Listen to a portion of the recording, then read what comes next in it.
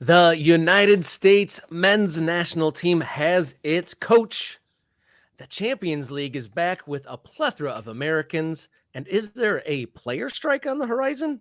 This and more on Morning Kickaround.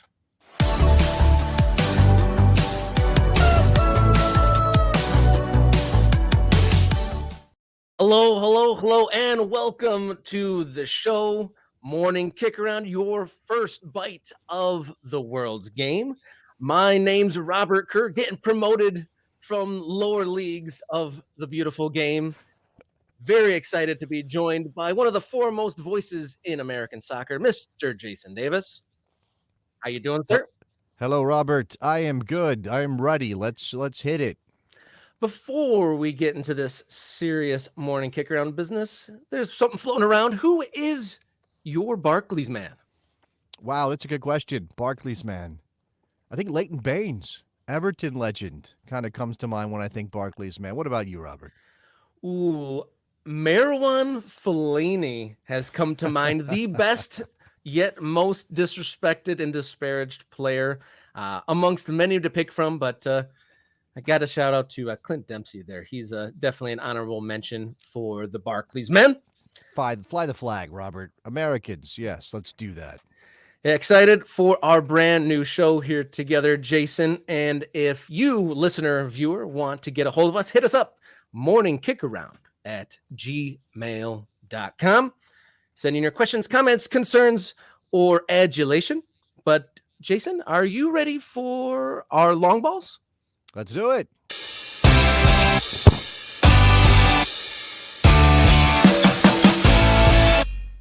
All right, long balls. The headlines of the day. I'm going to kick this long ball up, and Jason will attempt to bring this down and run with it.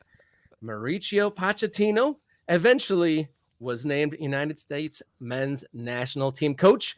The news came out quick, but the announcement was long. How you feeling? Look, it finally happened. I had my doubts. They were starting to creep in until it was finally revealed, of course, ahead of kickoff the United States and New Zealand. And then the press conference in New York, which I thought was, as press conferences go, as introductory press conferences go, was pretty brilliant. I mean, I came away incredibly impressed by Mauricio Pochettino. He spoke eloquently on a number of topics. You know, he spoke in both English and Spanish. As somebody trying to be bilingual, I was certainly envious of his talent in both of those languages. And while I did not necessarily care what the rest of the panel had to say, they were there too, and they were part of it. Congratulations to them. Canned answers aplenty for the others at that press conference. And when I was watching it, I was thinking, well, I'm coming to you guys from the upper Midwest near Detroit. And we have Dan Campbell was recently hired about 3 years ago and turned one of the most historically horrible franchises in global sports into a knocking on the door winner. Is Mauricio Pochettino the Dan Campbell hire for the men's national team? Interesting. Look, he's obviously an accomplished guy. He's won things. That's something we've never had before in the U.S. men's national team head coaching position. I mean, I respect all the people that have had this job, and you go all the way back to Bora Milutinovic in 1994. He had done a little bit, and obviously they brought him in because he was sort of this ready-made mercenary to take over a team that needed to impress at a World Cup.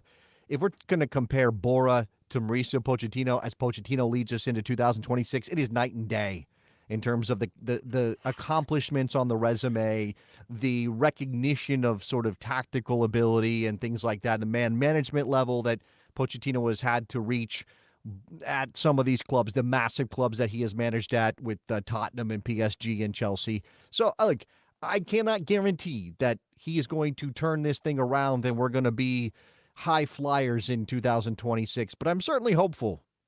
Robert, I have reason to believe, and I like that. He said that. Let's believe. Yeah, turn doubters into believers. Can he do it? I mean, people, the only real detraction, can he translate his style from club to international? And some people lambast his somewhat slide, quote unquote, slide from Tottenham. which in large part, in my opinion, was due to lack of spending when Hmm. Tottenham was on the ascent. But one of the oddities of that press conference was how the USSF is paying for our brand new Oh, sparkling yes. coach. We joked that, Yes. might be a head coach sponsored by staples.com or something, but there was a bit of a, sugar daddy element to this hire. Yeah, there was. I know that some people have kind of looked into the identity of the guy that is paying for or helping foot the bill for Mauricio Pochettino, and I look, what is a hedge fund type of dude.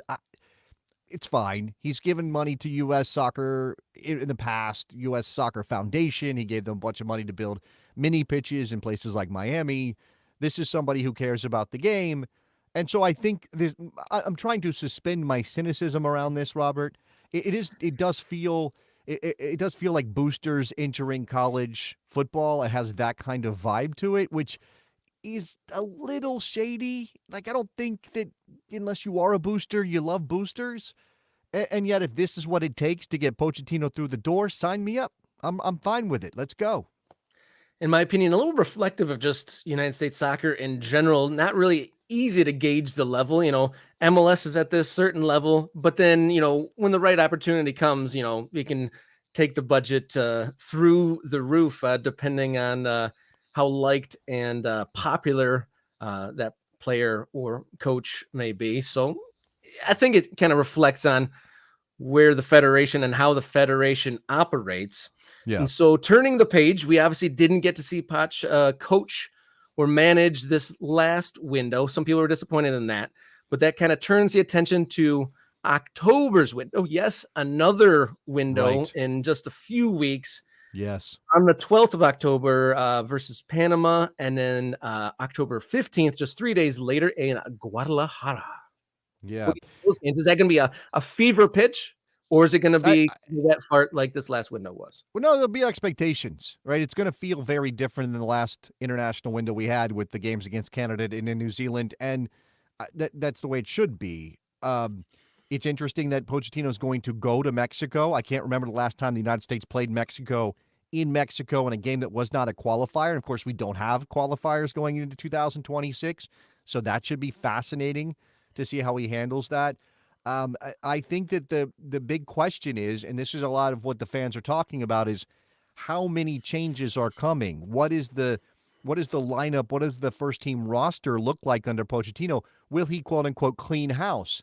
Now, I don't think with the limited run up he has to this window and the fact that he'll still be familiarizing himself with American soccer and our player pool that we're going to see, 15 different players than we normally see. I think it might be a couple of guys around the edges.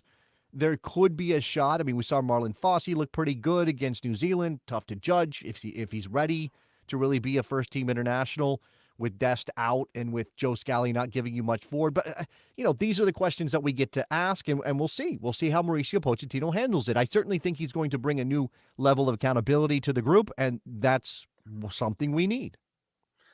Exciting times to come. Yeah, I'm sure lots of fans are excited to see what a kind of maybe more ruthless coach might provide to the roster selection. But moving on to long ball two. Well done bringing down that first long ball. Long ball number two of the day. Rodri from Manchester City says Mm-hmm. players are close to striking over the packed schedule, and a schedule that's only getting fuller with the expanded Champions League and a Club World Cup next year. Some hot there has been some rumors, some big names saying that they weren't happy about it, but this is a whole nother level. Yeah, I wondered when this would come to a head, and this is not it. I mean, Rodri is saying, and you can see it here on the screen, that he thinks they are close to a strike. If you ask any player, he'll say the same. It's not the opinion of Rodri. I love third person, obviously his second language, but I love the third person. It's the general opinion of the players, and if he keeps up this way, there'll be a moment when we have no other option. You know, and this is interesting because his teammate Kevin De Bruyne has also spoken out about this. His club teammate Kevin De Bruyne, obviously, who's played a lot for both Manchester City and for Belgium. Rodri, of course, a European champion, major part of Spain's title this season. He's played 63 games over 2023-24 in the season. And he said this when asked about what kind of level is appropriate. He said, I can tell you that 60 to 70 is no good. Between 40 to 50 is the amount of games which a player can perform at the highest level. After that, you drop because it's impossible to sustain your physical level.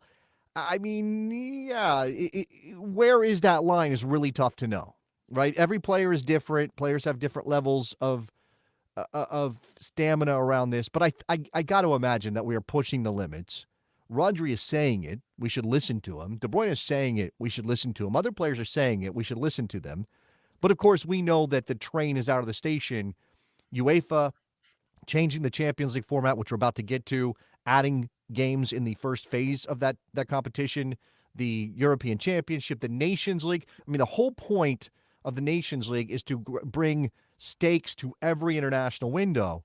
And if coaches are coaching like their jobs are on the line because they don't want to lose a Nations League game, well, they're calling in their best players. There's no more rotation. There's no more, hey, let's get the B squad in here. There's no more, let's play the young guys or play the second teamers. We got to play De Bruyne and we got to play Rodri every time we step on the field. And that's where this becomes a problem.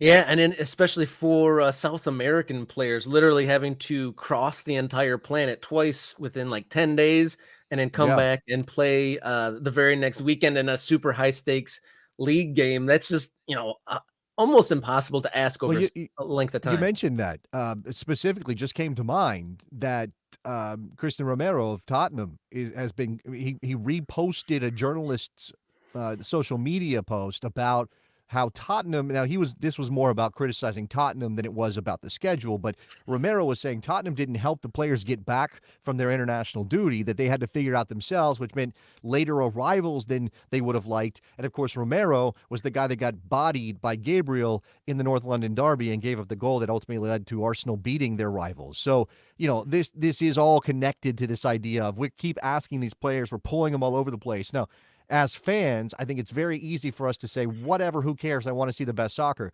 But eventually, you're not going to see the best soccer anymore. And eventually, we're going to push these players over the edge. And guys who might have played until their mid-30s at a pretty high level are going to be crashing at 28, 29, 30 years old. And I'll blame Liverpool's loss to Nottingham Forest on international travel Tottenham. fatigue too. Oh, Liverpool. Sorry. Yes, I'm sorry. Yes, Liverpool. That was also international travel. That's because and obviously I'm not saying you're right or wrong. It's tough to know, but clearly Liverpool has a lot of top level internationals who had to go. Some of them pretty far away. To Luis Diaz and Mo Salah to play for their international teams. Amongst those players to speak out against this was Allison Becker, who will be amongst those participating in the brand new format for the Champions League. Long ball number 3 today. Champions League is back. Are you ready? Well, it's back in a different way, right? That's the thing that I think we're all trying to figure out how to adjust to. Now, you and I are talking ahead of the first games of the new league phase of the Champions League. And I don't think we're really going to have a grasp on how teams are going to handle this new challenge, because it's no longer you see the same team twice. It's no longer you get home and away. It's no longer now with the 8 different opponents. How will managers balance their needs in the league versus their needs in the international competition? So I'm fascinated. You were saying though, Robert, before we jumped on, like you might still need a bit of a refresher on the changes. Do we want to tell people what's different, or do you want me to try to do that? I'm gonna read the Champions League explainer. Under the new format, teams will play 8 matches in the new league phase, formerly the group stage. They will no longer play 3 opponents twice, home and away, but will instead face fixtures against 8 different teams, playing half of those matches home and half away. To determine the 8 different opponents, the team will initially be ranked 4 seeding pots, and then be drawn to play each of those 2 in each pot's playing each match against those team, each pot at home and 1 away. So basically it's a 36 team league, and there's been 8 opponents from that 36 picked for them. Yes, right. And as you said, 2 from each pot. Pot 1, the top 8 ranked teams by the UEFA coefficient, and then so on and so forth down the pots, right? But you will play. And look, there were some groups. I mean, we saw it last year with that Dortmund, PSG, Milan, Newcastle group. Like, there are some groups that have multiple top level teams. It has happened before. We always label those groups the group of death. Now there's no more group of death, obviously, but you will see probably more of those top teams versus top teams matchups in the first phase of the Champions League. Now it depends on when the schedule comes, when those games will happen, but I think that's interesting. I again, the part of, okay, it's not just that you play 8 teams, 8 different teams, and you do play 4 home and 4 away. It's that the top 8 teams, once the league phase is done, goes directly into the round of 16. The next 16 teams qualify for a play-in round, right? So the top 8 will be the top-ranked teams, the pot 1 teams, versus the next 8 in a play-in round to join the first 8 teams in the round of 16. I think that's pretty clear. And then so we're only eliminating 8 teams from the league phase. League phase is going to play out. You're going to play 8 games. It's going to be a long, long process because it's 2 more games than we used to play in the first phase of the Champions League. And then we're only going to eliminate 8 teams. I do think it's going to matter where you finish. You definitely want to get a bye if you can get it. And you definitely want to avoid being in the second group of 8 that goes into the play-in round because that puts you at a disadvantage. But I don't know. We're going to have to watch this play out. It's so new for everybody. After hearing you explain that, it kind of sounds like a condensed version of the MLS league format. It's not. It's a little bit like that. Obviously, in MLS, we're putting 9 teams in each conference into the playoffs, and we all think that's pretty ridiculous. I don't think this quite has the same ridiculous vibes about it, but there is something to be said for finishing, what is that, 24th? And qualifying to play more Champions Leagues, but because you've managed to not be in that bottom 8, if I have my numbers correct, that might be where the cutoff is. 36 teams, so you can be it's 8 and then 16. That's 24. Yeah, that's 24. So it's 12 teams that get eliminated, not 8. See, I'm already screwing up my math.